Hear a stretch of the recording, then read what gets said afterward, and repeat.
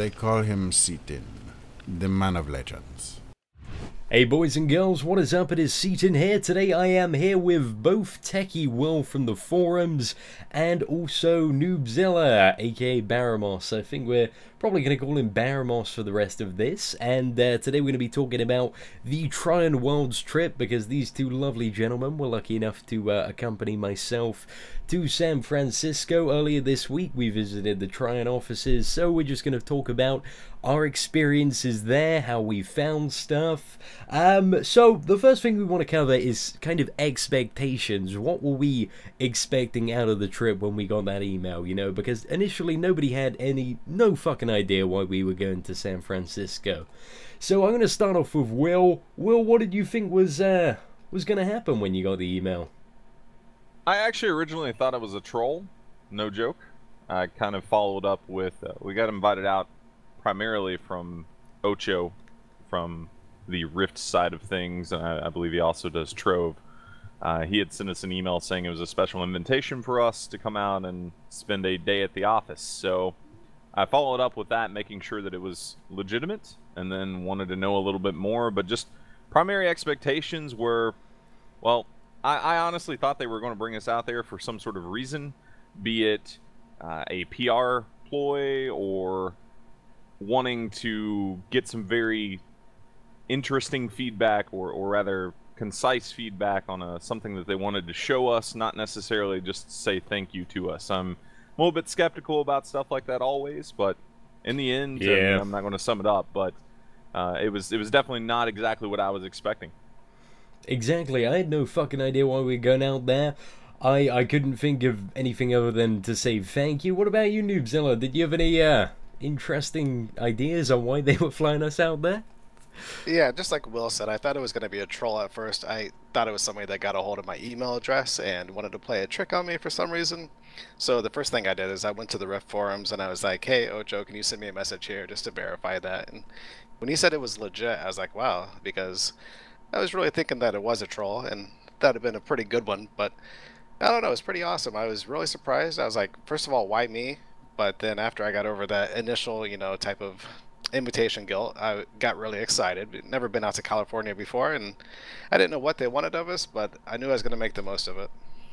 Exactly, yeah. It was really just, it's so fucking surreal, especially from me. I'm just some fucking kid from England who just makes videos. So I was like, why are this company spending money on me to fly me out to San Francisco and hang out with them for a few days? But like when it finally sunk in, like the hype was unreal. I was so fucking excited for the trip. So we kind of well, when we actually got out there, we all met up. What was it, Monday? Yeah, it was. Yeah, it would be Monday. Yeah, it would be Monday. So me and Noobzilla actually met up during the day. And what did we get up to in the day, Noobzilla? This is kind of pre the event. Well, it all started with me waking up in the morning to go get something to eat because I was hungry, and I heard your voice through the hotel door, so I knew it was you over in that room, and you're talking about some crazy stuff. And then later on that day, we decided to go for a walk just to see what was surrounding the area that we're in. And the weather was beautiful, but we didn't want to get sunburns because we're pasty and white. We are very pasty and white. We had a romantic stroll down to the shops. We didn't get anything in the shops, and then I think we sat in like my room for about fucking 3 to 4 hours just drinking Mountain Dew. We left the door open of my room because we thought everybody else was gonna like be in nearby rooms, so we were waiting for people to come past, but nobody ever came because later we found out everybody else apart from me, Baramos, and one other guy was on like 2 floors below us. So yeah, that was pretty fucking embarrassing. We just had so many people walk past our room that weren't Trion related, and yeah, we were trying to play guessing games of who was who walking past because we had heard like some various like ArcheAge celebrities and Trove people were going, because that's another thing as well. It wasn't just Rift players. We had people from all over Trion, which we got to meet when we met Will about 6 o'clock. We went down to the hotel reception, and there we met Will. What was it kind of like meeting everybody at first, Will? Oh, it was fantastic. I mean, I really pictured myself kind of what Baramos had mentioned is, go and make the most of it. So when you arrive at something like this or an event like this, you're not going to be super reserved and try to be shy. You want to be up Like in blue people's shirt faces guy. and, shake your hand, hey, how's it going, all that good stuff. I mean, unfortunately, my flight was delayed by a couple hours coming out, so I think I was, me and one of the Trove guys were the last people arriving at the event, I'm pretty sure. We only got there like 45 minutes before dinner on Monday night, so... Yeah, I remember you guys being pretty fucking late to the party. But still, I think it was kind of awesome meeting everybody at first. Some people were a lot more awkward than others, but like after about 15-20 minutes of just chatting shit, I think everybody really kind of banded together. We had a couple of Trove. I'm so terrible with names. The only person I can remember that wasn't Rift related was Necrage. There were some really awesome guys from like Defiance, Trove, and ArcheAge, but I'm so terrible with names. I think one of the Defiance guys' name was Tom or something like that. Yeah, Tom, of course, or ETAEW, which is like the fucking most annoying name to say. Etua, or something like that, but... There was also Westeller. But yeah, so after we met up with everyone, there were about 11, 13 people in the group. And then we went out to this fancy Mexican restaurant on a black tie shuttle. Which, a black tie shuttle is essentially a very fancy bus. It wasn't too bad at all. So then we got to the restaurant. We had to wait around, what was it, like half an hour for any developers to arrive? I think it was about 30 minutes or so. They were asking who was the boss, and I think Baramos spoke up as Scott Hartzman again, which was pretty hilarious. That. Yeah, the whole time they were feeding us and giving us drinks, so it made the time go by pretty quick. Oh, definitely. The Mexican restaurant was brilliant. So then all the developers arrived, and kind of Daglar sat between myself and also, was it you, Baramos? Yeah, Daglar was on the left. I think it was between me and you. He was on your right, my left. I was at the head of the table, of course, because, CEO and all, Trion Worlds. Oh, of course, you're a very important man. And then Will scooched over, and he joined our table. And then we just spent the wrong table. You did. You were at the other table with just everybody that wasn't Rift related. So then what did we talk about that evening? What were the main things we sort of talked about with Daglar and learned? Because I know you took like so many fucking notes, Will. So originally, Daglar kind of just welcomed us all out. He wanted to make sure that we were having a good time, all that sort of thing. I mean, honestly, he seemed almost as enthusiastic as we were to have people around to talk about this stuff with. I know a lot of people like to detach themselves from their job once it's done for the day, but at least that first night, and we'll get into the second night later, it really seemed like he wanted to be there. He actually cared about what we had to bring up. So, number one, I think he asked this question of everyone is, what would we do if we were the producer for Rift for one day? What is the one change we would make? I obviously said a really shitty answer, which was make Conquest have, what was it, the Black Garden weekend mechanics where you just go around collecting orbs. And he was like, no, this is a shitty idea because of X, Y, and Z. And I was like, damn, you're right. Hey, he was honest the whole time. He was that. Like, he was the most fucking straight shooting guy I have ever met. Like, if anybody had a shitty idea or said something that was inaccurate, he wouldn't just hold back at all. He wouldn't accept it. So I really like that about Daglar. That makes a lot of people on like the forums just dislike him because of his honesty, but personally it's a trait that I respect, I like people who aren't afraid to speak their mind. So what about you, Will and Noobzilla? What were your one wish for PvP, or what would you do if you were a producer for a day? So mine was actually a little bit more encompassing of the whole game than just focused on PvE or PvP. I almost think of my answer as a bad answer as well, but I've been told by a couple people it's actually not that bad. My wish was to basically overhaul how we do inventory management. I wanted things that we could implement to store gear within something like the wardrobe system. I don't know how that would work because we have synergy crystals, and well, that just throws a wrench into the whole fucking thing, but I wanted to be able to store gear within some sort of system to get it out of your bags. And overall better inventory management, meaning we don't have, or we have an option to not have the 7 or 8 bags running around our screen, and we could just have one big all-in-one window like several other games are doing now on the market. But overall, just like a revamp of how we do inventory in Rift. That would be the #1 polished thing that I would do if I was producer. No, definitely. I thought that was a really good idea, especially with, like, you have so much cosmetic stuff, consumables, dimension items, artifacts. There's just so much different shit in Rift that it kind of does need a bit of a look into. But obviously the coding behind it's a bit crazy. But what about you, Noobzilla? What was your one wish or thing you'd do if you were the producer?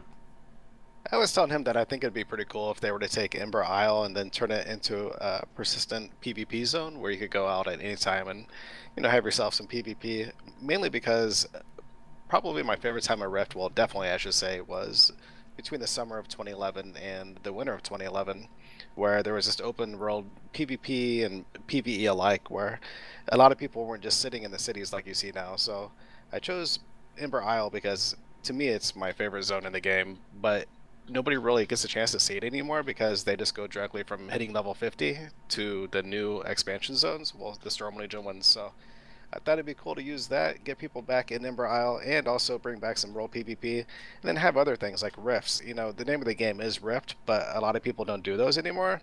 So if we were to have more events, more rifts, and add in some PvP so people always had to be on their toes, I thought that'd be pretty fun. Yeah, that does sound like a good idea. I loved Ember Isle. It was definitely one of my favorite because there was just so much to it. I mean, you had that fucking massive crater. I remember the first time I did that, where you have to like clear the entire crater and then that mini boss spawns. That was pretty fucking epic the first time I did that. And also the zoned events on Ember Isle were always just so damn good.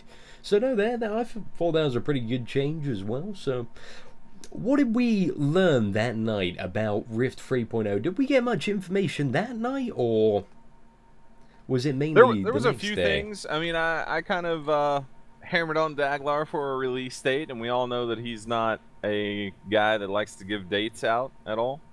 I mean, you know, his de facto answer is 2014. Though I did get him to say not December, or at least probably not December. Obviously, that's not set in stone, but you know that kind of narrows it down within the next, what, 5 months? Yeah, next 4 or so months, I would think. What are we in? We've got August, September, October, November. So 2.8 comes down next week. I'm estimating like a kind of mid-November launch if everything runs smoothly. That would be my prediction. So kind of like the same time the Storm Legion came out, but you know, fucking 2 years later. So I'm very excited for that. That'll be pretty damn cool. So the release date, we kind of got a rough idea of when that's coming. So November-ish time. Well, 2014 is a broad spectrum. But what else did we learn? Did we... He went over the fact that he was always really amazed at how everything kind of pulls together as you get closer and closer and closer to whatever arbitrary date there is. That your first pass stuff can look really, really rough, but the difference between going from, you know, like 80% done to 90% done isn't that much, but when you get into like the 90 to 91 or 90 to 92, it's drastic. And that was what he was getting at, is making sure that everything is polished, it's nice and concise and follows the same sort of design language across all the zones that they're bringing out. I mean, that was one thing he also mentioned as well, is going into Storm Legion, he felt, and at the time he was not producer of Rift. I'm actually not sure what his position was before he took over as producer after Scott Hartzman left the company, but he had mentioned that he didn't feel that the team had 100% of their, you know, heart into the right place at that time, and they're wanting to actually aim for an achievable goal this time and make it the best stuff that they can possibly make. And I mean, we'll definitely touch on that, but if you guys want to meet people that enjoy what they do, I don't think I met a single person at Trion that was not just as excited for us to be there because they really like sharing what they are making. I mean, it was just a class act across the board for everyone. That, I know, the enthusiasm between the developers was just absolutely insane. Like, I expected a lot less enthusiasm. I don't know why. Just some responses you get on the forums, you expect them to be like, this is just a job. But no, everybody was just so enthusiastic about all of the games. It went across platform. Like Andrew, who's working on Trove, he's the Trove lead. That guy was always beaming. Just like he was too. He was probably the most enthusiastic guy I have ever met. Dude, Scapes. Scapes as well. Oh my god. Scapes just has this aura of like, boom, everything is amazing. He's so anime. I really, really love it. I enjoyed chatting to Scapes at dinner. I mainly had a chat with, on like the first night of dinner while these guys were talking to Daglar. I would pitch him with a conversation from time to time, but I was mainly having a chat with like Scapes about ArcheAge and Ocho, about sort of community management and his history in that. So I learned a lot about that, but not as much as these guys did about Rift. So, you know, I was a bit unsavvy the first night. So I think the main bulk of information came the second day when we actually went into the Trion World studio. We got picked up about, what was it, about 8 o'clock. It was really, really early. Yes. Yeah, I think so.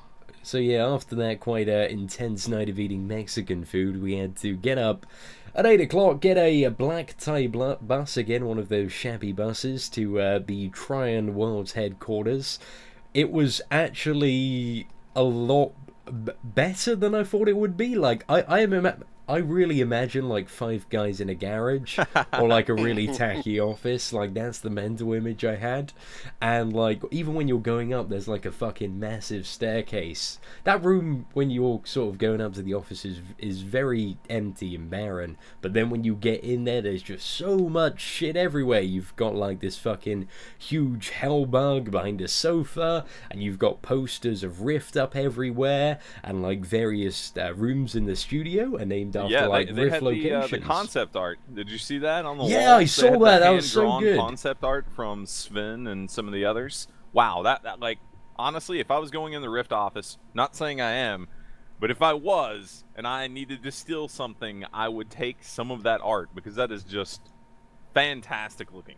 Oh, I know. I saw some of the Malforge concept art as well, and that was very good. They should really release more of this stuff, because the Malforge one was so cool, because they showed like all the inspiration from different animals on parts of Malforge that were like created. So I found that like really, really fucking interesting. I took a really shitty photo of it on my iPhone that I'll probably like put up on Twitter later.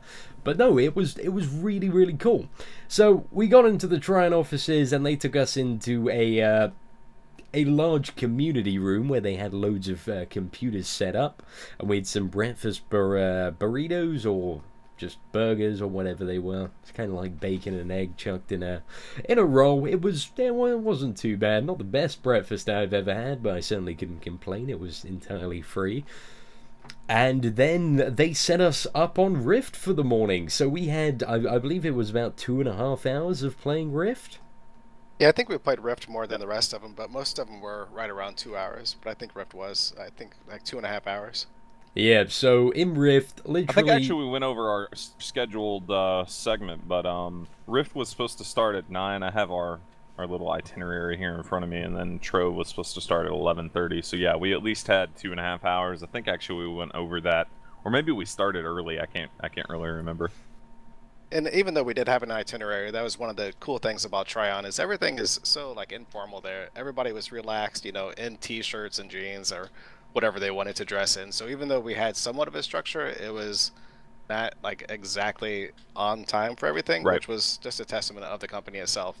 They really enjoy what they do, which is awesome. Like they touched on before, there was a lot of enthusiasm from everybody, whether it was Daglar with Rift, or Trick with Defiance, or Andrew, which is Avalem on Trove, and then Fire Kate and Scapes on ArcheAge. Everybody just really loved what they did, and as much as they loved what they did, they loved that we love what they did. I think that when we show appreciation for the games, which is sometimes lost on the forums, because everybody complains and QQs there, I don't know, but when they actually do get positive feedback, they just really get excited about that. Yeah. You know, backtracking just a tiny bit, before we started the Rift play session, we actually had Simon walk in with Daglar, and he came over to meet us. And like I can just remember him looking at me, shaking my hand. He's like, "Oh my gosh, I read your posts on the forums, all that sort of thing." And it's like, you know, flip that around, man. I'm supposed to be the one that's excited to meet you. Right. Yeah, I know, remember not that. The other way around. That But was yeah, Simon they was had great. genuine appreciation for us being there. It was amazing. That was so weird. Like, Simon, like, nobody really recognized me because I don't disclose my image, like, super often. So I met Simon and he was just like smiling and shaking my hand, and I'm like, "Do you have any idea who I am?" And he's like, "No." And then like I just kept on talking. He's like, "Oh, you're Seatin! You do the video! Oh, dude, I love your stuff, and you're on the live stream." He was just so enthusiastic. I love that. Simon was a really, really cool guy to hang out with. So we chatted with Simon and Daglar for a bit, and then we really got into the Rift session. I mean, we learned just so much exciting stuff about 3.0.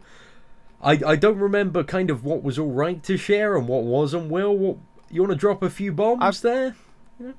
Sure, yeah. I mean, like, number one, from what I've heard, everything that we've talked about during the day, man, we were not on any sort of non-disclosure agreement, so we can kind of bring it all up.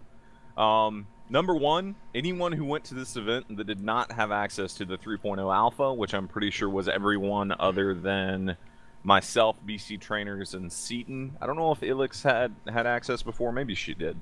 I know Noobzilla did not have access. All the Trove guys, Defiance guys, ArcheAge guys did not have access. So we all got access to 3.0 alpha. We got to log in, got to go to the new zones, check that stuff out. Number one, Daglar had kind of brought in some concept art for us to see. And first off, we got to see how Nightmare Rifts are supposed to appear. Or basically, they have an all-new graphic about them. They're not... I don't know if you guys can see it on the screen on Seatin's screen. We have an air rift open behind us, kind of to the left of the Infinity Gate. And basically what you see there... That's rocks flying around the air rift, all that sort of thing. It's completely new for Nightmare Rifts only. They're very, very thematic. They're not in the game yet, so we haven't even got to see this stuff yet. But he had it on concept art on the paper and got to pass that around. Did you guys get to see that? Yeah, I did. Nightmare Rifts look really... Not only do they look really cool, they look really fucking disturbing. Because there's like a massive kind of eyeball in the center of the rift. And there are hands and parts of bodies kind of like outlining the rift's... the kind of arena that is a rift, really. So I thought those were really fucking creepy, but they do reinforce the idea that they're a nightmare rift. They're not meant to be something that's super pleasant to look at. They're meant to be like, ah, shit, it's a nightmare. Ah, we don't like this shit. But no. Sorry, I'm back now. My dishwasher decided to catch on fire, so that was disturbing. Oh, wow. I don't know. Yeah, it's kind of crazy. Only on live recordings. Okay. Right, exactly. Yeah, those Nightmare Rifts look fun. It's probably going to be one of the main ways that I level, because I'm not a big fan of questing. So I like to just turn off my brain and, you know, kill stuff sometimes. And with Nightmare Rifts, there's a plentiful supply of enemies to kill. So that kind of touches on something else. I was going to mention that, you know, we had a lot of things dropped on us that we didn't know. Seatin, even with me and you being in alpha testing, we've not got to see a lot of the stuff that was brought up. Another one of those things, and this goes along with Rift leveling, is, well, in Rift 3.0, you're going to be able to mentor up and mentor to a different level. Meaning if you're a level, I guess, 10, you can mentor up to 60 or 65 and go quest with your buddies. Actually, I shouldn't say quest. You can go do things with your buddies. You can't pick up quests that require levels or anything like that. You can't equip the top-end gear or anything like that, but you can go and see the different events, and that really takes care of a lot of fragmentation issues where lower-level characters are all locked off in Silverwood and Freemarch, when all the fun's happening up in the level 60 zones currently in Storm Legion. Like they don't even get to see Volan until they're level 60, or, I mean, I guess like 55 you can be summoned out there, but...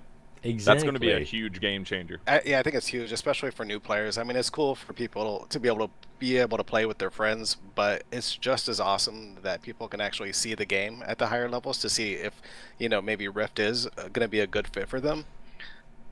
I think being able to go both ways is cool.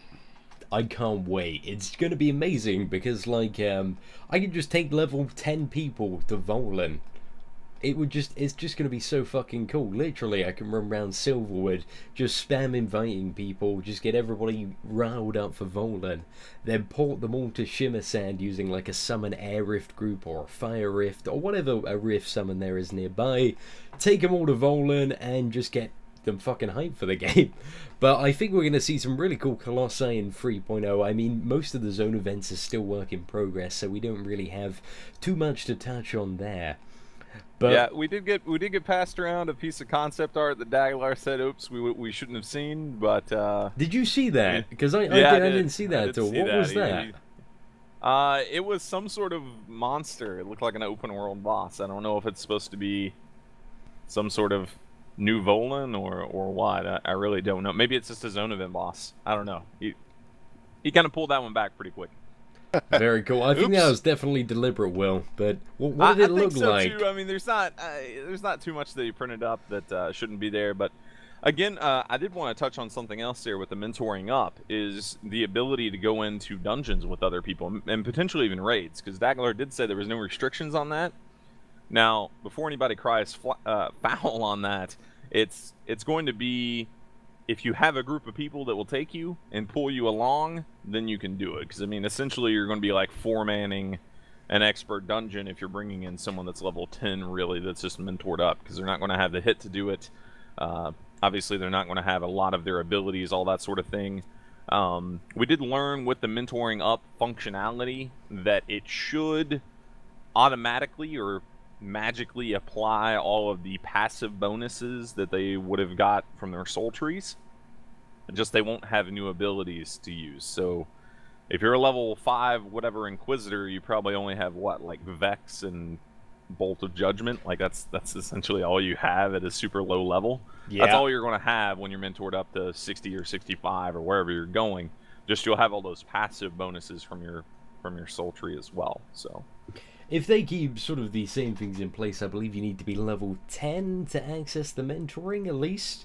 I believe that's the lower threshold of mentoring, so people won't be able to get, like, mentor on a level 1 up to 65. They'll have to get to level 10 first, which in all honesty isn't very hard. It's quite easy to get to level 10.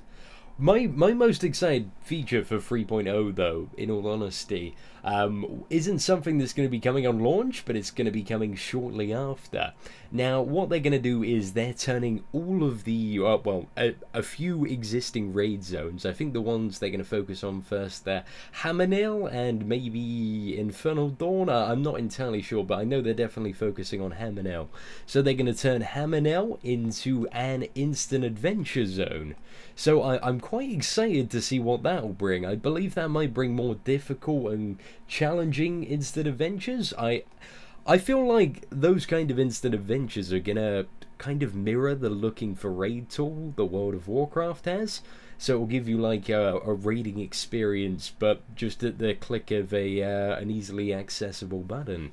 So I think that's I can't wait cool. for instant adventure groups to hit Sakaran for the first time. That's going to be great. I really hope they have like a, if you have like more than 15 members in your instant adventure, then you can start spawning like old school Hammernail bosses that are scaled down for instant adventure. Yeah, I think that'd be really Daglar cool. and Simon actually, I think it was Simon that was talking about a lot of this.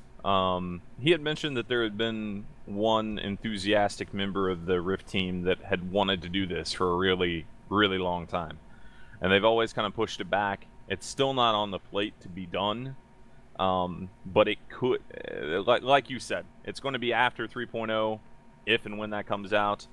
It was a really, really exciting little teaser that, just the thought of being able to go back and doing that sort of thing within a instant adventure group could be really cool.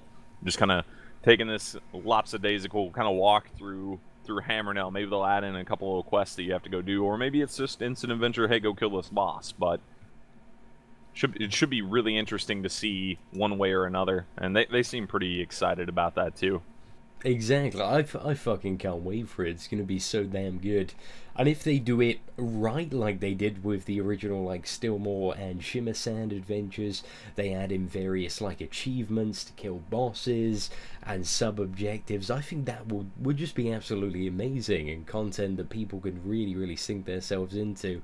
I mean, one of the criticisms I had was that Storm Legion instant adventures are really half-assed, and in my opinion, they really kind of do suck. If I felt like they had to add one for every zone just because, like, somebody told them to, so they didn't really have any depth, the mobs and mechanics weren't too interesting, and I feel like instant adventures really got shoved to the side. But one of the things with the upward mentoring system is that it's really just going to bring everybody back together and allow people to just go around and have fun doing whatever the fuck they want in open world. So I am just hella excited for that. I just cannot wait. It's going to be so good. So you actually just touched on something that I had brought up with Daglar and talking too, and that's the fact that Storm Legion, like, I don't even necessarily know that the Storm Legion instant adventures sucked as much as just the Storm Legion zones were just too big. I think they were just, we had too much. Oh, we had more than we wanted. We wanted a 10, they gave us an 11, even though we didn't ask for an 11, we just wanted a 10, so... Yeah, I was there. You definitely talked about that, about how everything was just too big, too much. They were trying to throw a lot in our face at the time, and I think that was a little overwhelming. Yeah, and it just, you know, we were expecting more of Rift. We loved Rift from 1.0, and we wanted more Rift. We didn't want to take it to the extremes. We just wanted new locations, new raids, new dungeons, new stuff for PvP, but we didn't want the scale of which that we received in the Storm Legion. And I mean, a lot of that, in my opinion, is what drove some people away from the game. They just felt that it was too expansive, it was too encompassing, it wasn't focused. It didn't feel like it had a lot of the heart that original stuff had, or even something like Ember Isle had. Exactly, I totally agree with you there, Will. It was like they just did all of the things. They were like, we need to do everything, triple the landmass, and an instant adventure in every zone, amazing new dungeons that weren't really amazing in the end, and they spread out just their resources too much. And this is one thing I really love about 3.0. Instead of going like, yeah, we're gonna triple the landmass and add like fucking 12 new zones with all this shit in, they're going, you know, hang on, we did that, didn't work out so well. So in Rift 3.0, we're just sticking to free zones for the launch, but those free zones are going to be really fucking good. They're concentrating a lot on them, and you know, that's what I want at the end of the day. I want zones packed with stuff. I much more than focus on like a few zones that are quite large and just make them full of shit, really exciting, tons of stuff to do, tons of depth to the zones. That's one thing about 3.0, you know, there are multiple layers to each zone as well. So I'm very, very excited about that, and I really like that approach to the game and how they're sort of progressing it, you know, scaling it back, but putting more detail and heart back into the game. Going back to the mentoring thing, when you mentor up, I still think they're trying to work out how the loot is going to work. They don't know if it's going to be, like, if you mentor up to 50, if it's going to be level 50 loot, or if it's going to be loot for your level, so it should be interesting to see what decisions they make. Oh yeah, with especially through instant adventures. Like, they have it working, they even mentioned they have it working the other way, that if you mentor down, you receive loot from instant adventures of your level. Well, if you mentor up, who knows what that's going to be like. They don't have it going both ways yet, so I think it could be interesting to see them do that. The upward mentoring is still very work in progress, you know. I feel like it's going to be something that when it comes live and everybody has a chance to see exactly what they're restricting, then it will be a lot easier to give more concise feedback on what we think should or shouldn't be done. But it's a bit hard to tell at the moment, you know. They're just upward mentoring. That's kind of all the information we've got. But yeah, I'm very interested to see what comes of that in 3.0, if there are any problems, challenges, just issues that people face generally. So I'm pretty damn excited. One other thing we also learned about, which is something I am also equally excited. I'm just fucking excited about everything. I'm on that 3.0 hype just majorly at the moment, is the minion system. So the minion system, kind of, from my perspective, works a bit like a trading card game. So anything that you kill in Rift, or there are certain mobs in Rift and certain tasks and quests you can do, and for doing those tasks or quests or killing the mob, then you have a chance to get a minion. And a minion is basically like a trading card. And every minion has like a fixed set of stats, and you use these minions to complete tasks which are in like the minions UI or interface. So you can send, maybe like if you kill Lord Greenscale and get him as one of your minion trading cards, then you can send him off to the plane of life to harvest like some crafting materials. So that sounds pretty cool. There was also a lot more stuff about the rewards for the minion system, Will. I know you got quite a few notes on there. So what kind of stuff are people going to be getting from this minion system? So, first and foremost, the minion systems are based on, you have two choices. You choose a quest, or mission, as they're being called at the moment. You choose a mission that you want to have completed, and then you choose the minion from your deck of minions that you want to send on this mission. And just some, these are all examples of just things that they had. It could just be go here and kill things for XP and potentially drops or currency rewards. Go here and harvest these type of crafting materials. Go here and harvest these artifacts. Anything that your minion goes off and does, it will bring back, and those rewards come back to you as well. No, not only in terms of like XP, but just basic gold currency, platinum currency. Or you may see crafting materials and artifacts come out of that sort of thing. And kind of the cool thing, it's almost an augment to whatever you're doing in the game. So you can send your minion off even while you're in a raid, or while you're PvPing, or while you're doing instant adventures, or doing your dungeons, or just even if you're harvesting crafting materials, you can send your minion off and go do them. And the missions last varying amounts of time too. We didn't really get to see a whole lot of like what they're planning on times. I do know that the like mock-up concept art image that we saw had like a 10-minute duration. I think there was one on there that had like 12 hours duration. Obviously, they can make them as long as they want or as short as they want, but different minions will be suited for different types of missions. And then, I mean, there was also you mentioned stats on the minions. I'm not sure if that's like set in stone. Like, does Greenscale always have the same stats if you got him as a card? I believe so, just from having a chat with Daglar.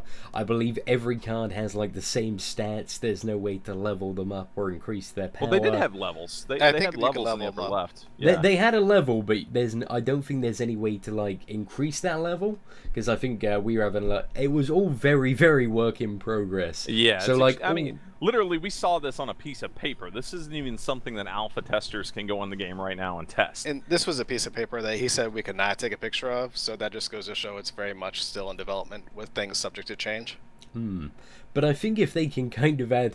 I'm a fucking huge fan of trading cards. Like, I was on that Pokemon and Yu-Gi-Oh! Hype for so many years. And if they could add some sort of trading card thing in Rift, I would just be the happiest person in the world. And that's kind of what minions are looking like. So I'm very excited, and it's not really like...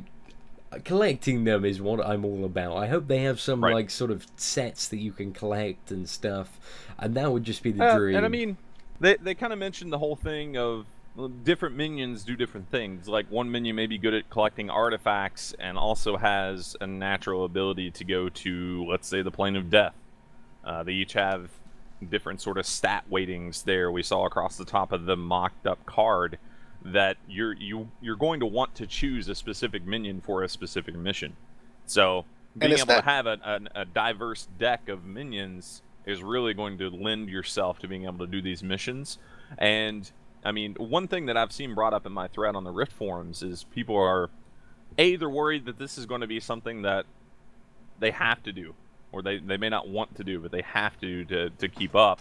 Or B, the complete polar opposite of that, some people are like, oh, they hope it's just not like a menu they open up and they never have to fool with again. So, even though, like you said, there are different minions that are better suited for different things, you can take any minion and do any of the missions, and it will complete the task, but the better suited it is, the more reward that you'll get for it. So there's going to be varying levels of rewards. So that should be interesting to see exactly how many different levels there are, if it's like 3 or 4, and how much you can or how little you receive from like sending the wrong one out. Yeah, I kind of hope they have the balance like what the Rift mobile app originally was. So it's not something that's super mandatory, but it's something that if you do it, you get a nice little bonus. You know, maybe a bit of a tiny bit of currency or just artifacts, crafting materials, plant, just something that's like, yeah, you know, this is worth doing, collecting the cards for.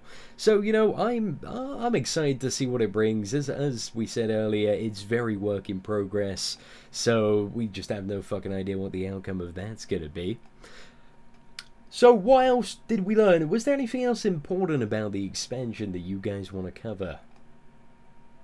Well, we kind of touched on it on the forums, but there is the whole PvP thing on exactly how progression is going to be.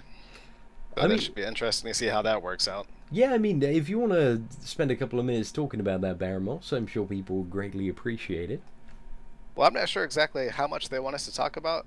I mean, I know everybody wants to hear the details, but what do you think, Will? I mean, from what I've learned, anything that was said during the day while the press was there, it's pretty much open game for us to talk about. So, I mean, if it was said during the day, we're good to go. I know that probably the biggest thing about PvP that I had on my list to take out there, just from my thread, is a lot of people wanted to see ways to get open world PvP back in the game, and you know, that's all well and good. Everybody wants open world PvP. How do you obtain that? There was a very, very good suggestion. Actually, more than one. I shouldn't say a. There were many, many good suggestions in the thread that I had taken out there to Daglar. And I mean, one of those being, oh, your daily quests for PvP. Like, oh, you know, make them go to a PvP server to do that. He seemed pretty responsive to that. I mean, he liked the idea. That's not a guarantee it's going in the game, but there's that. I know, is it Zawar or Zaoar? I don't even know how to pronounce his name. Totally like to butcher people's names. I know he was all about getting, like you had mentioned, Ember Isle into a PvP zone, like force people to go there and like have the quest givers and stuff in that zone, with it being open world PvP. I didn't mention it to him in person, but on the forums I did mention perhaps if they were to make resources looted by like 150%, whether you're mining or grabbing herbs or even getting planarite or source stones or infinity stones or whatever, like it make everything worth more on a PvP server, so that way there's more risk, more reward. Right. Now, again, going with open world PvP, we currently have an issue in Rift. And I mean, we can get into the blame game of why open world PvP is dead, but if you go try to open world PvP right now, if you have a rank 90 out there with full-on gear and someone who's just starting the game, they're going to get smacked down. The person that's just starting the game is going to get absolutely obliterated. And one of the things that they're hoping to fix is going to be the difference in gear, while still providing some progression there for PvPers within PvP, but also having, you know, everyone else not quite as separated from everyone. Yeah, and that's going to be pretty huge, I think. It's going to make a lot of people happy. Because I have videos of me taking on 15 people at a time in open world, and that's I mean, it's fun for me, but it's not very fun for them. So hopefully with the changes that they make, it'll not happen like that in the future, and people actually stand a chance. A lot of people, if they can't stand a chance at something, they're just not going to leave the city to do anything. Exactly. But if they feel like they could be competitive, then probably see more people out in the world, and this would be a step in the right direction. And even for your war fronts, I mean, this is a universal change that we're talking about. This is going to be something that sort of reduces the barrier of entry across the board for PvP, while still providing reward and also like an upper end type area that you can't really pass, to make sure it's all kind of balanced and competitive there. If anybody has pieced together what we're talking about, there is going to be a reverse bolstering system in effect, so not to be too worried about that. Yes. But yeah, we'll just leave it very, very cryptic there, just because that was kind of one of the areas which we're not too sure if we want to talk about too much. Because, as I said, guys, it's a fucking expansion. Everything is work in progress. If we say, like, oh, this is coming, then everyone's going to be like, QQ. why is this coming? You know, it might never come, so we're just keeping it on the down low for now, and when Trion decide to announce anything official, then you guys can go all up in arms. But from our perspective, the changes that they're doing to PvP seem really fucking good. I'm very excited for what they're doing to the PvP and PvE gear system, so we'll have to just wait for, you know, a bit more 3.8. Yeah, there are changes to PvE gear. There certainly are. There's a lot of things coming down the pipe for that. I mean, one thing that we did mention there during the day was the fact that tank gear is still existing in 3.0. I know a lot of people have brought up the fact that, oh, get rid of tank gear. They want it rolled all into one. I'm a tank. I like my special gear. Not going to lie. I know a lot of people want to be able to just go in and tank with DPS gear on. But toughness is most likely going away. But again, they're still keeping gear. You're going to have block and dodge and things on different sets of items. And deflect, obviously, for those who use deflect. But toughness is going to be rolled into hit. It sounds like there's going to be some interesting changes to block as well, right? That's actually not block that's getting changed, but there's a brand new stat, and he did bring that up during the day. It's called guard. Oh, guard. Yeah, that's right. It's an that all sounds new, really interesting. Yep, it's an all new stat that is going to be a tank stat and only available on tank items. I don't even know what it's available on. Those of us doing alpha testing have not seen gear with it on it or gear at all yet. So, but guard essentially is a brand new stat coming into Rift that you'll have on tank gear, and it affects your party members. So a tank standing around, let's say 10 members or 10 people, like if a tank was stacking out in range with your range stack group, they're going to receive benefits of guard, and that could be reduced damage taken. There's a lot of different stuff that it could be. It's not guaranteed what it's going to be. It's just a new stat that's almost like an aura that goes on people within X amount of meters around the tank.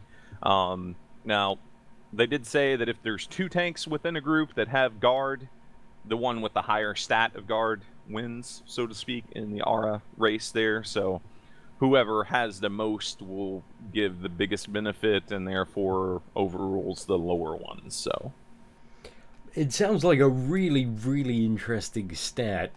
I'm very just interested to see how that will kind of change gearing. I mean, you generally gear the tanks first. I think with kind of the Storm Legion expansion, due to some bosses having a higher DPS requirement than like a tank requirement, that a lot of gear may have gone to the top DPS, but with the guard being added and the tanks providing like that kind of buff to the raid, I think that, you know, tanks are just going to get geared immediately. So there was one thing that you mentioned there in Storm Legion that it annoys the hell out of me, to be honest. And that was us seeing upgrade pieces rolled into one piece. We didn't just see this in Storm Legion. We actually saw it just in Tier 2 and then now in Tier 3. And that means that everything was rolled into the hearts. Heart of the Planebreaker and the current one from the Bloodstorm Bindings raids. Every raid previous, or I guess not every raid, because we only had technically one that we could upgrade, right? So we had the ones from original Rift, which dropped off many different bosses, and then we had Tier 1 Storm Legion where they dropped off the end boss. But you had a piece to upgrade armor, and then you had a piece to upgrade weapons, and that was a very clear-cut decision by a lot of guilds. They would gear up their tanks with the armor because, well, they get hit a lot. So you want the higher stats on your tank's armor, so they have not only more armor, which is actually kind of a laughable stat at the moment in PvE, but you know, more endurance, more avoidance, all the good stuff. So you would stack your armor pieces on your tank, and then you would stack the weapon upgrades on your top weapon DPS, or top DPS that need weapon DPS primarily, and then, you know, casters after that. But we kind of lost that in Tier 2 and Tier 3, and I really don't know why it went that way. It could continue to be that way in 3.0, but that's always been an annoyance with me in Storm Legion, is that we kind of lost that ability to micromanage where those upgrades are going. I mean, I'm not even touching on the fact that we receive less loot per boss on Storm Legion bosses compared to 1.x as well. Yeah, but that was what I was really annoyed about. Josh York was one of the people that I think everybody wanted to see that played Rift, but unfortunately just wasn't there during the event. we didn't get to meet Josh. We had He did so many sign questions. my box. He signed my box as well, where, for those of you who are unaware, we all got signed copies of the original Rift, Collector's Edition. They've probably been in a cupboard for about 3 years.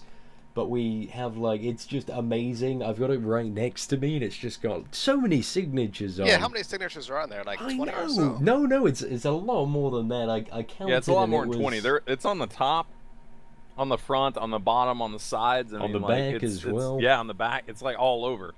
Like, this is the funny thing. A lot of people in Rift, well, not a lot, I shouldn't say that. There's some on the Rift forums that have kind of joked around calling Trion like 5 dudes in a garage or someone's basement. And going out there and being able to meet the Rift team, guys, it's not 5 people working on this game that you love. I mean, there may be 5 people doing this one particular thing within the game that you love, like 5 concept artists or something like that, but it's not 5 people on the whole damn team. There's a lot of people working on Rift. A lot of people making sure that the expansion works well. And not only that, they have a live team. So like Tacitus, who we did not get to meet, sadly, and he posted in my thread, I mean, like, he works on live stuff. So he's only doing live content that's out, not when the new Nightmare Tide launches, but he's the one going through and do like the zone revamps and all that good stuff through the old zones. I mean, there's just a lot of people that work on Rift that a lot of people don't know about. And heck, Seatin, we even met a few people that don't even post on the forums, because not all the developers want to post on the forums. Exactly, yeah. I met people, and they were like, hi, it's very nice to meet you, Seatin. And I was like, I have no idea who you are, but very nice to meet you as well. And One of my favorite parts is this lady's like, this is my name on the forums. I don't really post, and she's like, I'm in charge of this, and Seatin, being Seatin's like, oh, I fucking hated this, and she's like, oh, I appreciate your feedback. So we were definitely keeping it real, Seatin especially. It's, that's dark mood. I've only seen her on the PTS a couple of times when they were doing some new content releases, specifically with the Ember Isle stuff. But yeah, like, Seatin absolutely hated something going on in Nightmare Tide, and she happened to be the one implementing that. So got to talk to the source on exactly why it kind of sucks. Exactly. I also ripped into Carolar for about 15 minutes about how shitty the bounty system was. He, just the look on his face then was pretty priceless. He goes, what is it? What are your thoughts on the bounty? He goes, what are my thoughts? I fucking made the thing. He's like, oh, okay. Yeah, I think I approached him with that question initially just to see if he was happy with it, and he sounded happy with it. So I let him know that clearly I wasn't happy with it. Just being a player, I'm very fucking brutally honest all week, and that was really fun. Like, it's so nice not to have to censor yourself. Yeah, and just like give your complete feedback. It's with all the emotion conveyed in it. It's certainly fun. It was a really, really good environment to be in. So we also got to run one of the new dungeons, which everyone's probably seen by now. It's actually available on the PTS right now. Comes out next week, next Wednesday. This Wednesday, hell. Just a couple of days from now when we're recording this. We got to run that with everybody. So Noobzilla got to do his first dungeon in Rift. Seatin was there. Ilix, BC Trainers, myself. We got to show that dungeon to his boss. Best dungeon I have ever done. It was so much fun. Literally, Daglar was standing there, disapproving look right over our shoulders as we wiped a couple times. But we wiped so many times, man, just because we were being really, really fucking stupid. But we had quite a lot of the Rift developers watching, and they were just cracking up because I was getting very aggressive towards Ilex for being a really noob Chloromancer. And also you, Will, for your shitty tanking. Fantastic, yes. Oh, but no, it was just so much fun. Definitely one of the best dungeons runs I've ever done. Yeah, and while we were doing that, Daglar had mentioned something, and this kind of echoes on to the rest of the day. He told us that it was really, really unique seeing us Rift players play. When we were doing that was like the first thing we went and did. We went and ran a dungeon. And I know Seatin was like, hey guys, let's go do a dungeon. Let's all go together. We tried to do one of the kind of higher level ones, but couldn't. So we were kind of locked out, but we got into that one. And then he was talking about the Trove guys, for instance. Oh, they got the Trove guys on the PTS and Rift. They got them leveled up to 60 through the dummy foundry, and then kind of just set them on their own, and they got to kind of go explore. Well, they're kind of wandering around, and they happened to come across this. I think it was a fire rift, and then they got into the public group. I don't know if anyone here, if you're just watching, that if you've not played Rift before, you can get into public groups with people. But they kind of just stumbled upon one another, got into a public group, and then they're like, wow, this is really cool. Well, when the Rift people, started to go play their games and the other games, it was always, how can we group up and how can we take on the hardest challenges possible? It was just a complete 360 from what the Trove guys and the ArcheAge guys and Defiance guys did. They all wanted to go on their own. They wanted to explore, whereas Seatin and Noobzilla and BC Trainers and Ilix, we all wanted to group up and just tackle the hardest thing we could find. Exactly. I think I was very pushy in regards to grouping up. I was like, I'm sending everybody invites now. We're going to this zone. Like, in Trove, we went to the highest level zone when we were all like level 2 or 3 or something around that bracket. And we got absolutely wrecked. We got owned so hard, but it was so much fun. The same with Defiance, we just took on Arcfuls, and these guys were fucking terrible. I was like, you've got to shoot the head of the beast, not all the little monsters. Unfortunately, they didn't listen to tactics very well, and it took us like half an hour to clear one. And then finally, what did we have? ArcheAge. ArcheAge was just a massacre. That was the funniest thing I've ever been a part of in a game. I think that was too funny.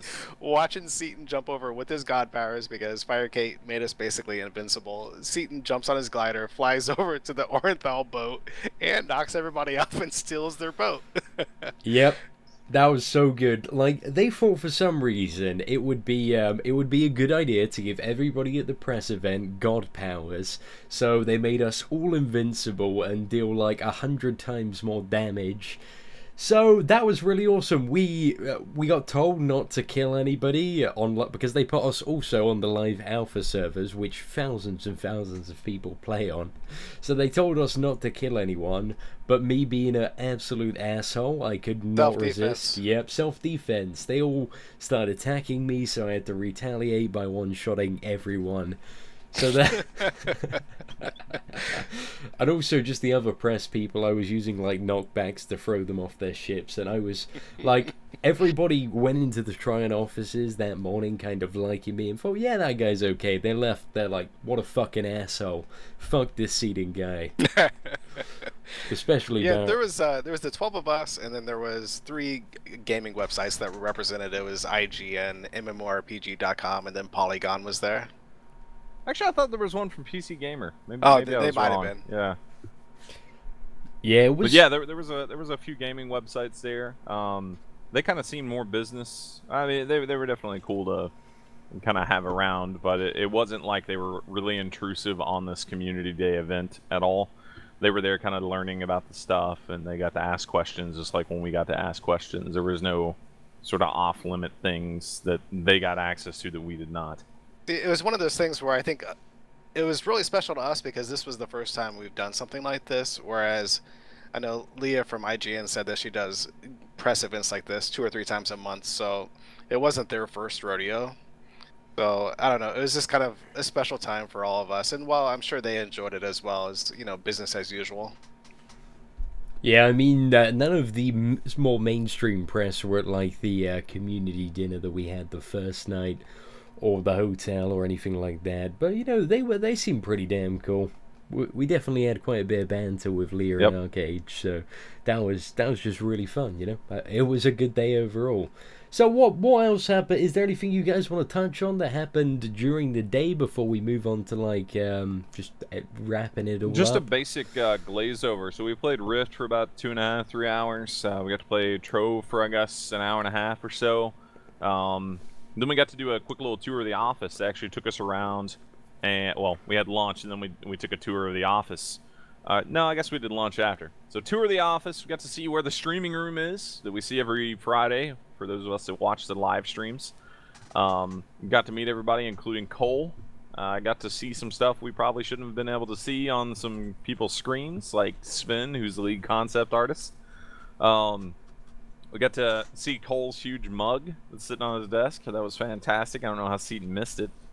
We got around the corner. We got to see where they record sounds. They actually record a lot of audio in-house, which is pretty cool.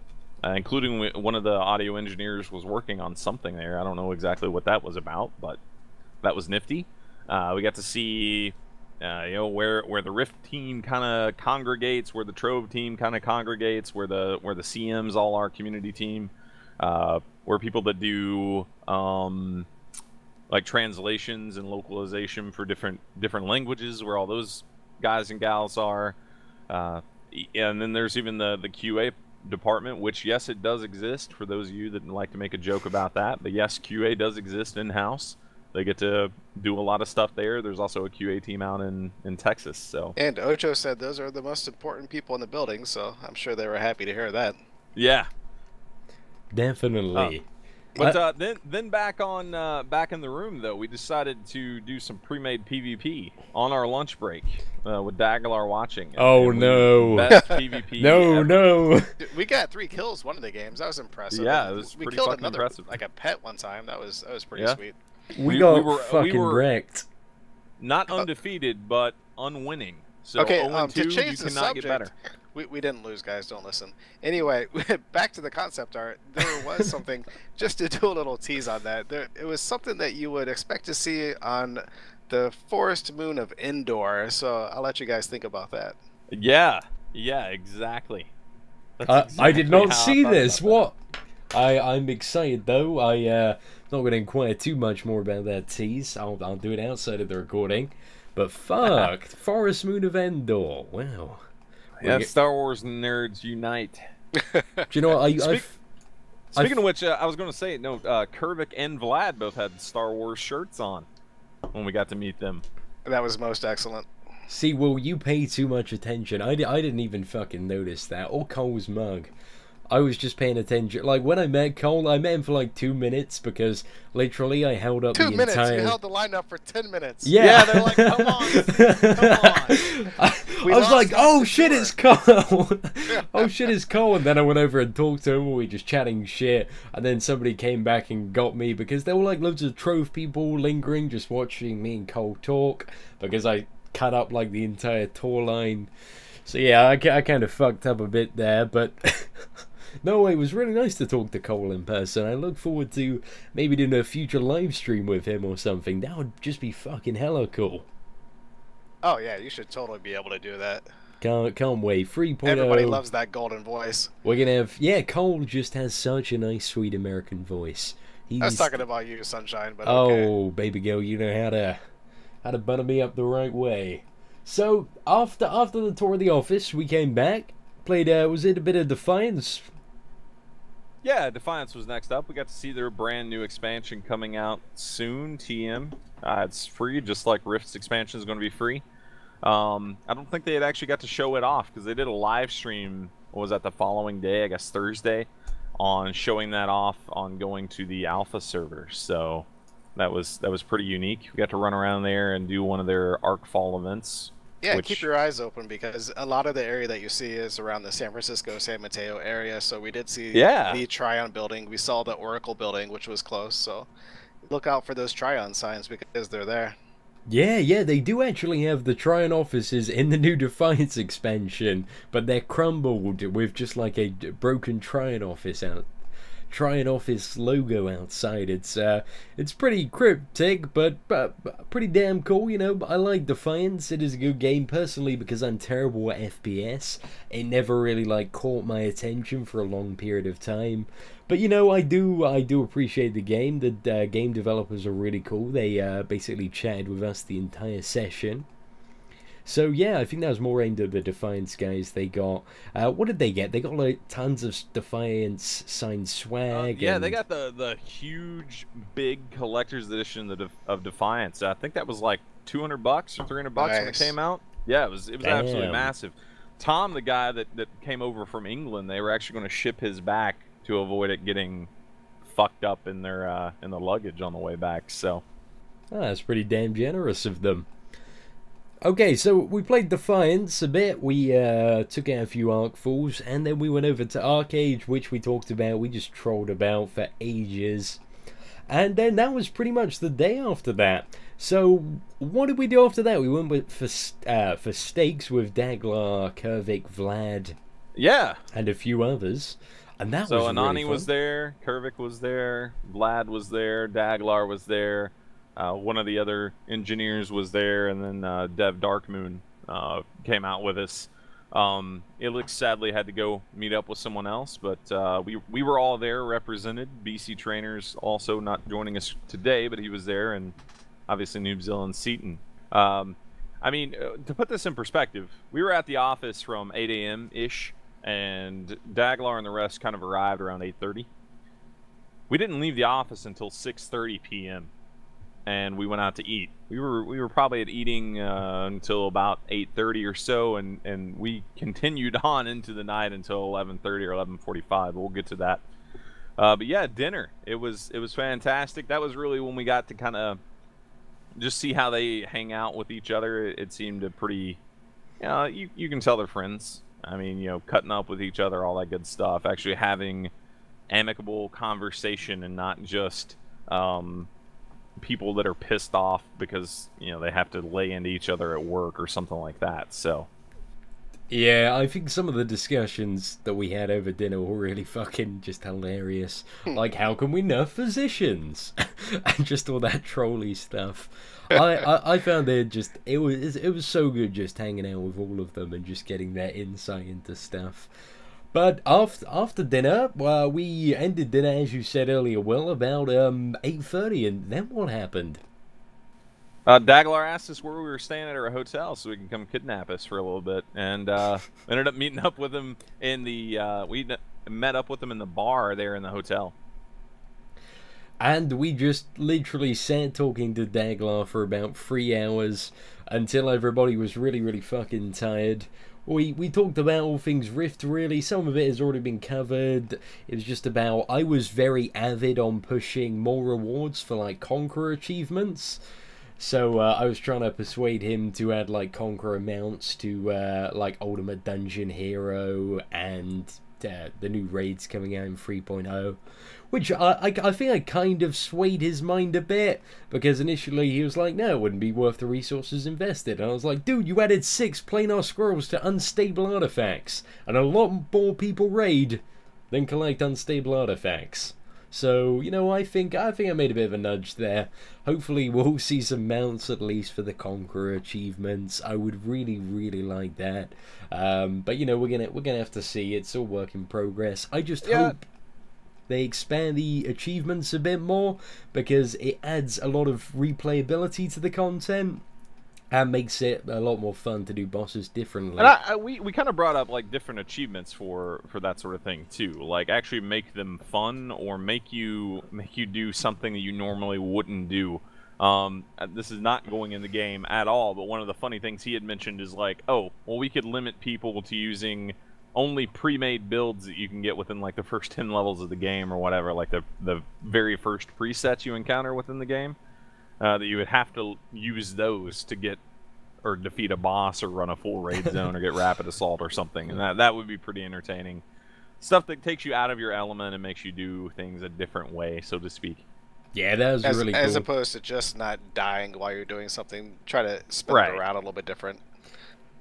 Yeah, because one of the things I did feedback is, like, half of the Rift Storm Legion dungeon achievements are like, do this boss without anybody dying. I think the words you used, I think you called them lazy. Lazy, yes, I did call them lazy. I said, if you have a look at the Unhallowed Boneforge achievements, it's just like, the achievements are essentially, I believe there's like 11 of them, and 5 of them are kill the boss. The other 5 are kill the boss without anybody dying. And then the last one is like, kill the third boss with 3 ads left alive. It's just piss easy and so damn lazy. I just want a bit of love, passion thrown back into the dungeon achievements, and I'm hoping really to see that in Rift 3.0. That'd be something that would, I'd like a lot, and I'd also like a massive ultimate dungeon hero achievement like they had in original Rift for like mastering all of the dungeons, and a nice title or reward from that. I think that'd be pretty damn cool. Yeah, that was another thing brought up during the day, just mentioning dungeons. There will be a couple of dungeons returning for 65. I don't think we can give out names or anything like that. I actually don't know what the second one is. I know what one of them is, but some of the ones that you actually enjoyed probably are going to be making a return as well. Plus all new ones, obviously, from new locations within the game. Just like you can go play Nightmare Coast right now on the PTS. I mean, Seatin, you kind of echoed something there too, and Noobzilla, you brought it up, is, you know, when we went out there, we didn't really hold any punches. There was a lot of us that brought up things that we think suck about the game or we think are bad about the game. But the difference between just saying something sucks or that they're lazy or etc. is that you offer solutions or what you would rather want to see. And that's really, really what I wanted to drive home with a forum post that we made on the Rift forums, is find good feedback that not only identifies a problem, but gives a solution to that problem as well. I mean, obviously, guys, they get paid to do what they do. They're there to make this the best game that they can because they're returning a revenue on it. But in the end, they want people enjoying it. They really, really do. There's not a single person there, I don't think, that wouldn't want you enjoying the game that they're making. So we got to see that, and I mean, we got to drive home what areas we think are lacking or just plain suck, or areas that we really like and we would like to be improved on. And that was awesome that Techie Will, you know, you made that post, because they didn't ask us to make a post. They didn't ask us to come with all this feedback, but yet that was something that Will decided to do, and I think it was good. I mean, whether they heard it from us there in person or if they read the thread itself, I think the community really came together, and there were a few trolling attempts, but not as many as I expected, and it was good to see the community come together, because we often don't do that, especially within the PvP community. We can't ever agree on what we want. Right, exactly. And that was pretty surprising, because we really can't agree on a whole lot. So to see people remain respectful for the most part, that was great, because I had a feeling when you posted that it would be locked in no time, because somebody would either be jealous that they weren't going to be going, or just people, you know, being like they are on the forums and trolling. But it was pretty awesome. No, you know, it's still going, isn't it? I saw it bumped up this morning. Just people are, even though we've already been, people are just adding their suggestions. And I think that thread's been really good, because it gave us a lot of ideas to think on like the plane journey over. Like, oh, what are we going to talk about with the devs? Oh, this issue is, you know, this guy's actually got some really good ideas. But it also added this massive, like, there are 34 pages on that thread. I would say a solid 15 to 20 of them are filled with really good and constructive information, you know? There's some really nice bullet points that the devs can just look through and go, oh, what do people want to see in the expansion? What do they want changed? And then, you know, they have a general idea of how many people are demanding what. They can look up some good ideas and suggestions that people have made. So I think that thread has been really fucking positive, which, you know, is something very rare on the Rift forums. You see a thread that actually benefits the game, but, you know, we've had one, you know, once in a year, and that was the thread. Once in a year, that's it. Now so, I mean, we kind of covered some other things. I would just like to quickly run through, like, the bigger points that we kind of drove home and that okay, yeah, let's pretty responsive to. Let's recap. And then, because this is like I'm not even fucking kidding you, man. Huge, we've done like a fucking hour and a half or some shit right now. All right, so number one, and this is the one that keeps coming up all the time, performance. Everybody wants more performance out of the game. Some of us, well, I mean, even if we have great performance in the game, like me, I can run Rift on top end settings at 50 frames per second almost everywhere. I mean, even we know that there are other people out there struggling with the game. Again, they're still working on that. We did learn that. They're still working on shadows. That's the next up on kind of like the hit list of stuff to do. That's still a very, very top priority thing for them there. It's not something that, I mean, like, they don't have 70 engineers working on making it the best that they can, but they do have multiple people assigned to that. It's not just like some dude who's doing it in his spare time to get 1 frame per second better for everybody. Another big thing was account-wide storage we brought up. I know you two kind of mentioned on that too, and we actually found out something kind of surprising. It's something that Daglar and company have wanted to have in the game.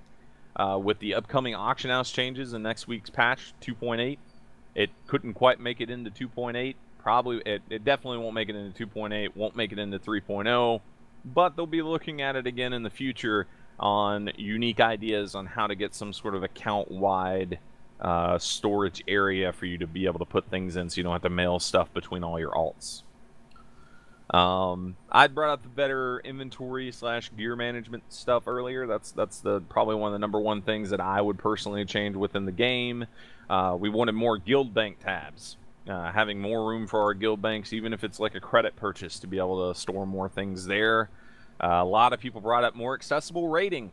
Well, hammer through these guys, and a more accessible rating. Some people asked for easy mode or lower difficulty settings. Some people just want things to kind of be an on-ramp towards the upper tier. You know, keep the first couple bosses pretty easy. Keep the last bosses absolutely impossible for all but the 1% of raiders, that sort of thing. Okay, let me jump in on this real quick. When we were talking about the PvP gear and the possible changes that are going to become, well, the changes that'll be coming, that is going to be more accessible for PvPers, because a lot of time, well, I don't want to get into too specific, but PvPers that wouldn't normally PvE, I think that they will be trying PvE out because of the changes that'll be happening. Yeah, you guys will be able to.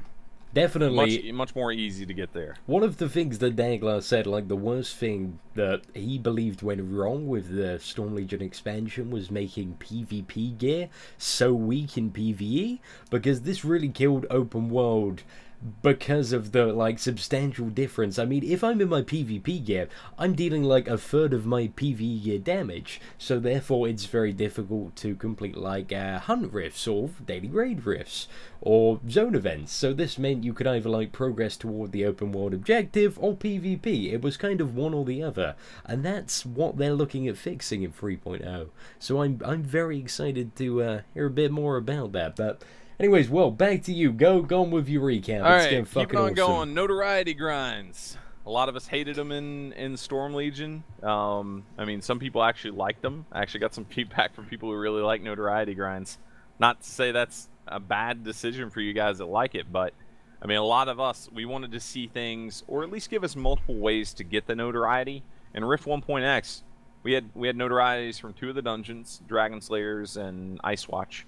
And then there was a third one you could get out of a raid, which would be River of Souls. Now, you could get those in the open world as well, or you could do daily quests, all that sort of thing. In Storm Legion, you only got to be able to do daily quests for your rep, or you had to do the specific thing that they were tied to, such as hunt rifts or the foothold things that I never did personally. You know, just don't add in new notorieties. Just add in new notorieties. That's what I brought up to Daglar. Like, keep it pretty focused. And on the other side of that, if you do add in runes, make a lesser version of that rune craftable. Make it, I mean, even if it's going to be half the stats, as long as you have something in that slot, it's better than nothing. Make that craftable. Exactly, yeah. I really like what they did in Storm Legion, where they added, like, blue runes that had half the stats of the fully maxed out ones. That was really good, and I really hope they keep that up straight off the bat in Rift 3.0. That'd be pretty awesome. But as you said earlier, crafting runes wouldn't be so bad. You know, I wouldn't mind that either. It gives a little something back to crafters, which we did find out. I mean, everybody's kind of known this already, but crafting is going up to a new tier within 3.0. Every type of craft is going to have something new to craft, including dream weaving. Dream weaving is probably the one unique one that they always use dream ribbons. So I don't think there's a new tier of like artifact breakdown material. It'll probably still just be dream ribbons. That could change though, obviously, but there will be new stuff for them to craft coming in 3.0. So runes, I'd like to see new runes, or see the ones that we got in Storm Legion brought into 3.0. So like a cape rune, ring runes, all those sort of things, trinket runes. I hope we get to see those coming in as well. More cross shard functionality, and this again was kind of one of the ones that Daglar brought up as, you know, nothing is impossible within Rift. It just doesn't make sense with development time, and cross shard functionality just opens up a ton of issues within their coding. It's something they would like to do. No guaranteed timetable or if, when, or ever. But I really hit home, you know, we want to see cross shard mailing, cross shard trading, cross shard auction house, that sort of thing. You did bring up that, you know, the work went into the new auction house. They did go ahead and kind of clean up some things that could potentially make it easier to transition to that later on. Probably not right away if, when, or ever, like I mentioned. But I mean, at least they're got that on their mind. Is the best way to say that. Stat squish coming into 3.0. That was another big one that we brought up, and making sure that, I mean, personally, I hate it that in the PvE side of things, everybody stacks to 1400 crit power. With raid buffs, obviously, you have to subtract some, but 1400 crit power, and then you start stacking something else. There's not really any sort of difference for gear within PvE. You go one specific direction. And I personally think the crit power is a little bit overpowered compared to something like physical crit or spell crit. And Daglar did mention they're doing some work on, you know, seeing where things go, their contribution rate per point, that sort of thing. We may see some changes there. I mean, they may just make crit power, you need a whole lot more, and physical crit will be about the same amount, so you can just kind of mix or match. I don't know. There's a lot of different ways they can tackle that. Itemization is a big one that a lot of people like to talk about. Daglar did make a very, very good point, in that there needs to be junk items within the game. There will be items, guys, that are just bad. That you're going to throw away, or you may only use as a stopgap until you get something better. And that's 100% true, and I can agree with that, but make the items make sense. Don't give us dodge on stuff that is a DPS item. That doesn't make sense. If you want to make a shitty DPS item, you give it low main stat, low off stat, and then physical crit or spell critical hit. That's an easy way to make a really, really crappy junk item for DPS. Don't give it stats from a tank, for God's sakes, please. That's about it, other than just some like little basic type stuff we were talking about. You know, new wardrobe items, new mounts we want to see, more hairstyles, all that sort of stuff. Also, you know, the new underwater war front that Noobzilla wanted. Yeah, and shut beg that down pretty quick, I'm Daglar. Oh, that was brilliant. But no, what else did we learn? We learned one thing that we all mention, like, is we would really love the option to like drop our faction and just be able to PvP everyone. But unfortunately, due to the way that the questing system works, is that for quests you either need to be flagged as like a Defiant or Guardian, that it just wouldn't work at the moment in the way that Rift is. So unfortunately, you can't go factionless. But it is something Daglar seemed like he would like to do in the future. But at the moment, it would just be too much work for not enough people like open world PvPing and using it. I think the plan is really to sort out the open world PvP problems and get more people out in the open world and PvPing, and then maybe look at adding a system like that. So yeah, that was something that Noobzilla and I mentioned on the sort of first night when we were talking to Daglar. So the reason I wanted to bring that up was because right now we have large scale instance PvP, which is Conquest. We have the small scale competitive, and then we have the small to medium size war fronts. And Daglar mentioned that he doesn't want to just throw war fronts at us continuously because we already have, 12 or whatever it is. So to put that much time and effort into another war front that you're only going to see maybe once a day or so, if even that isn't going to be the right thing. So if we have all the bases covered, I just wonder what the future is going to hold for PvP, because we have the small scale competitive, the large conquest. I mean, what else is there besides open world PvP that they can focus on? I definitely agree with you there, Baramos. I'd really like to see kind of Warfront squished down a bit, so that you only have like one Warfront for each game mode. Like you have fucking now 3-4 different versions of the Codex, essentially. Like you have Codex Black Garden and Codex Cartham Ridge, where you have the control points. And I'm not a huge fan of that. I'd appreciate much more diversity in the actual zones and terrains that you fight in, but we won't go too much into detail that today. Yeah, I would almost like to see just different groups up every week, like have a group of Warfronts up, like these 5 are what you get this week, these 5 are what you get next week. I mean, there's different ways you can do it, or even not even do it weeks, do it like seasons, that sort of thing. But people like what they like. Some people love Port Sion, some people hate Port Sion, so yeah, it's difficult to tell, but I think we've been going for fucking about 2 hours now. a long time. There was one more thing I wanted to go! squeeze in. Squeeze it in. You might as well. One of the more interesting things that they talked to us about was the fact that sometimes when they make design decisions, it's not based on community feedback, and it's not always something that they think is going to be something that works perfectly for the game. They want to do it just to throw the developers a bone, because you have to keep your developers interested. So sometimes you take their feedback and let them design things that they want to do that you might not necessarily think is going to be a huge success. I don't want to throw out the main example of that, but sometimes they'll let their developers do something just to keep things fresh and interesting and keep the developers happy. So I really didn't anticipate hearing that, but I was kind of surprised when I did.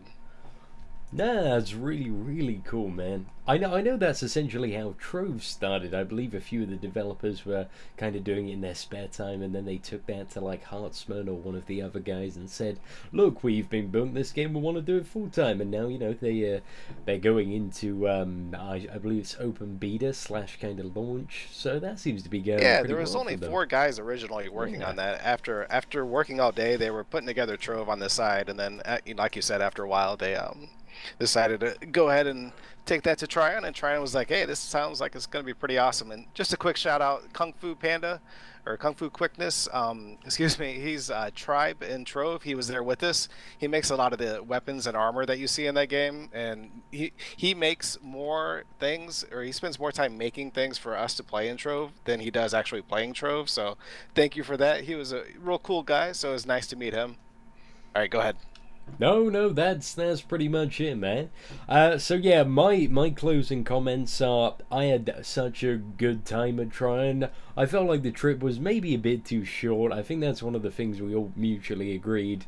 Like, we would have loved another day or two there just to chat with the developers and hang out a bit more.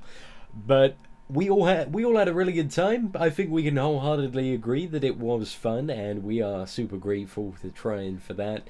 Really good experience both from our perspective, and the developers seem to think it was really good from their perspective. They got us out, they got a load of concise feedback, got to watch us play the game and see the kind of enthusiasm that we carry towards Rift and other titles. So yeah, any final thoughts or anything you two want to add in? I mean, to be honest with you, I really did not expect anyone to spend that much time listening to us kind of ramble on about what we want to see in the game, and for Daglar to spend, you know, 15 hours out of his day or whatever it ended up being coming there. I mean, Corellar was there late that night too. We didn't get to see him a whole lot during the day, but I mean, for those guys to spend their off time, like even off the clock, coming and listening to us, crazy.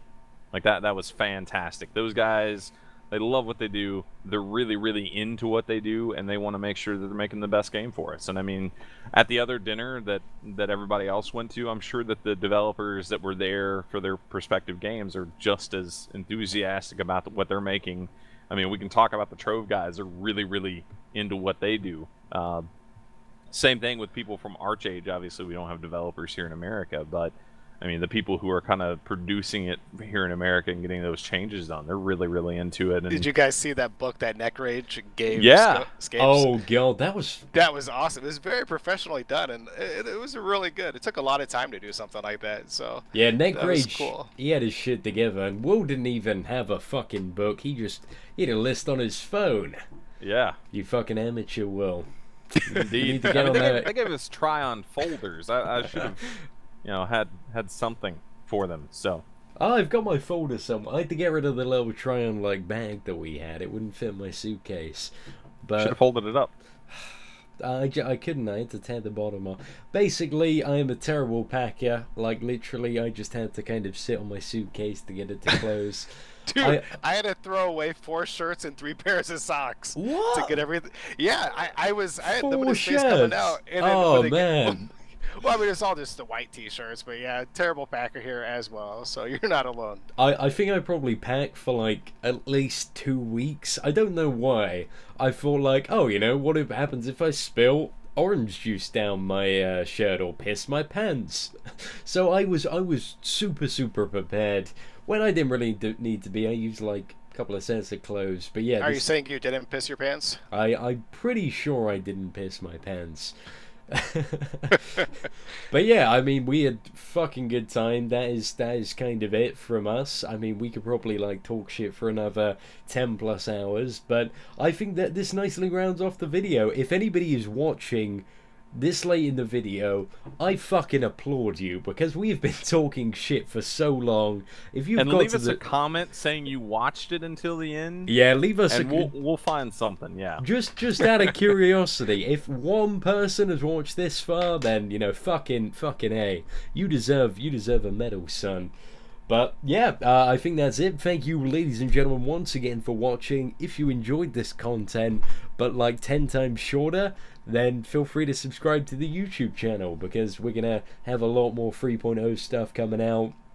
Also got Noobzilla here, Baramos. Gonna have a link to his YouTube channel in the the description of the video, so you can check him out if you'd like to. He does some awesome PvP videos. And also I'll give a link to Techie Will's forum account in case you want to like spam him with abusive messages. Then you can do that very easily, yes. So that is it for the video, guys. Hope you enjoyed it. Take care and have a wonderful day. And buff warlords. Buff Warlords.